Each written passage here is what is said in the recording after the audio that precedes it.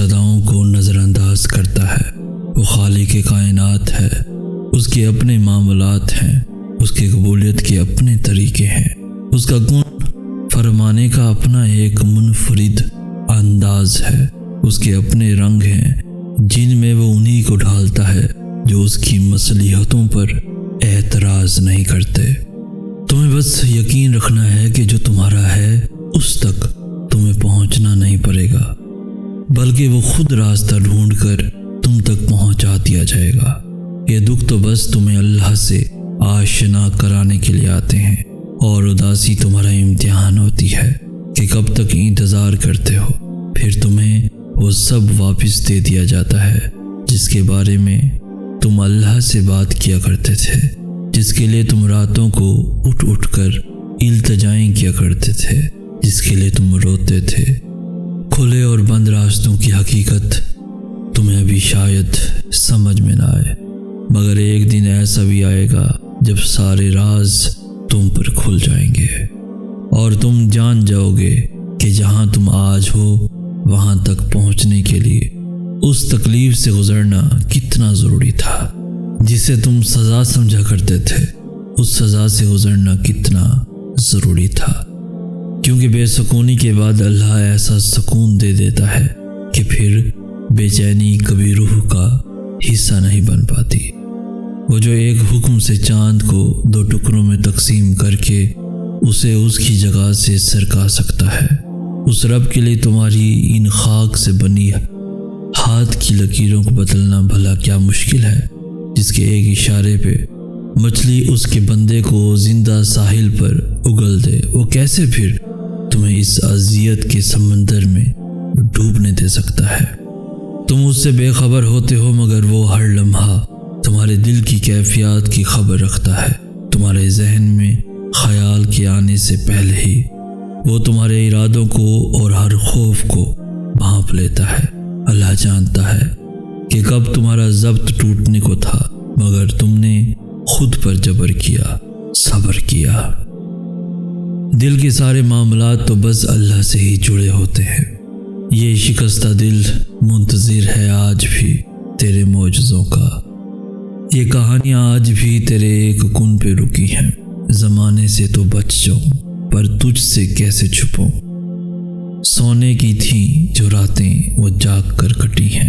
لوگ کہتے ہیں قوت سماعت کم ہے تجھ کو سننے کے لیے، مگر میں نے خاموشیوں میں اکثر تیری باتیں سنی ہیں۔ دن گزرتے ہیں تجھ سے وقت تہجد ملاقات کے انتظار میں، تیرے دیدار کی طرف میں نہ جانے کتنی شامیں غم کی ڈھلی ہیں۔ غیر تو پھر غیر ہے، میرا تو مجھ سے بھی پڑتا ہے، رازداریاں خود سے بھی کبھی نہیں کہی جو تجھ سے کہی ہیں۔ زمین کی خود غرضیاں مجھ کو ذرا راس نہیں آتی، یہ بے بس نگاہیں اب تیرے در پہ جا ٹکی ہیں۔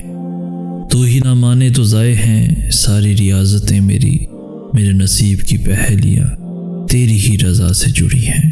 اس طویل سفر کی تھکاوٹ نے چکنا چور کر دیا ہے، تھام لے کہ روبرو میرے بہت قریب مسافتیں کھڑی ہیں۔ کچھ تو سلا دے کہ حوصلہ نہیں رہا اب صبر کا، کچھ تو سلا دے کہ حوصلہ نہیں رہا اب صبر کا۔ ممکن تھا وقت سے لڑنا جہاں تک میری دعائیں لڑی ہیں، میری دعائیں لڑی ہیں۔ جب ٹوٹا ہوا دل اللہ سے جا لگتا ہے تو وقت تہجد آنکھ نہیں لگا کرتی۔ تم سے محبت کرنا میرے اختیار میں نہیں تھا، اور نہ کبھی میں نے ایسا ہونا چاہا تھا، لیکن اب جو محبت ہو گئی ہے تو تم مجھے ناممکن اور ممکن کے وسوسوں میں مت ڈالو، اور خود سوچو سکھانے سے یا احتیاط کی تلقین کرنے سے کوئی پیچھے ہٹا ہے؟ اور پھر میری دسترس میں تو دعا کی قوت رکھی گئی ہے۔ میں آغاز نہیں بدل سکتا، مگر اختتام تو اب بھی میرے ہاتھ میں ہے۔ مجھے تم جہاں لا حاصل اور ادھوری محبت کا سبق دے رہے ہو، وہاں تم مجھے یہ کیوں نہیں بتاتے کہ میری دعائیں اس سبق کے نتیجے کو بدل بھی سکتی ہیں؟ میں بھی پہلے تم جیسا ڈرپوک ہوا کرتا تھا، دعا سے پہلے قبولیت کا حساب کتاب لگایا کرتا تھا، کہ یہ دعا قبول ہو بھی سکتی ہے یا نہیں، اور اس بے یقینی کو اللہ کے فیصلوں کا احترام سمجھا کرتا تھا۔ لیکن اب میں یقین کے اس دہرائی پر کھڑا ہوں جہاں میں جانتا ہوں کہ وہ دعا قبول پہلے کرتا ہے اور توفیق بعد میں دیتا ہے، اور آپ تو میری دعا کا وہ حصہ ہیں جو زبان سے ادا نہیں ہوتا، جس کا حال آنکھیں اللہ کو سناتی ہیں۔